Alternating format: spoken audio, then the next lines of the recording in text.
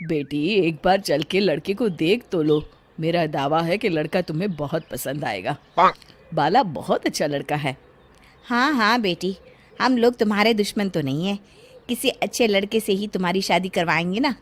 आखिर तू हमारी इकलौती बेटी है। अच्छा ठीक है माँ, अब ज़्यादा भावुकतापूर्ण शब्दों का इस्तेमाल ना करो। मैं चलने के लिए तैयार हूँ। चलो फिर, बिना देर के हम सब चलते हैं। सभी बाला के घर पहुंचते हैं। अरे क्या बात है बहन जी, अभी तक आपका बेटा नहीं आया? जी बस आता ही होगा। तभी वहां बाला आता है। लो जी, आ गया मेरा बेटा। ये लोग तुझे देखने आए हैं और ये इनकी बेटी नम्रता है। बाला के सर पर बिल्कुल बाल नहीं होते। ये देख नम्रता और उसके परिवार वालों की आंखें फटी की फटी रह जाती है। ये तो टकला है। हे भगवान, माँ पिताजी, आप दोनों एक टकले से मेरी शादी करवाने वाले थे। अरे ये तो पूरा उजड़ा चमन है। देखो बेटी, इस तरह किसी का मजाक उड़ाना गलत है। किसी के बारे में इस तरह की बातें नहीं करते। बालों का क्या है, वो तो आते जाते रहते हैं। लड़का टकला है तो क्या हुआ, इंजीनियर है, अच्छा खासा कमाता है। आप चुप रहिए जी। इसकी तरफदारी इसलिए कर रहे हैं क्योंकि आपके भी सर पर बाल नहीं है। मैंने तो आपसे शादी कर ली, मगर मैं अपनी बेटी की शादी एक टकले से बिल्कुल नहीं करवाऊंगी। अरे ये क्या, कब से आप लोगों ने टकला टकला लगा रखा है? और माफ करना, तुम भी कोई हूर की परी नहीं हो।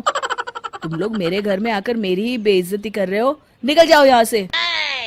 हाँ हाँ तो जा रहे हैं ना, हमें भी यहाँ रुकने का कोई शौक नहीं है। नम्रता और उसके परिवार वाले उठकर वहां से जाने लगते हैं। तभी नम्रता का छोटा भाई जाते जाते कहता है, टकला। तेरा बाप टकला। और इस तरह बाला का रिश्ता टूट जाता है। फिर एक दिन सड़क के किनारे एक आदमी घूम घूम कर कंधी बेच रहा होता है। कंधी ले लो, कंधी, एक से बढ़िया एक कंघी ले लो, नए जमाने की कंघी ले लो। अरे भाई ये ले लो। घूमते घूमते वो बाला के पास पहुंच जाता है। अरे भाई साहब, कंधी लोगे क्या? ये लो। तभी उसकी नज़र बाला के सर के ऊपर पड़ती है। अरे माफ़ करना भाई साहब, आप इसे लेकर क्या करोगे? आपके सर पर तो बाल ही नहीं है।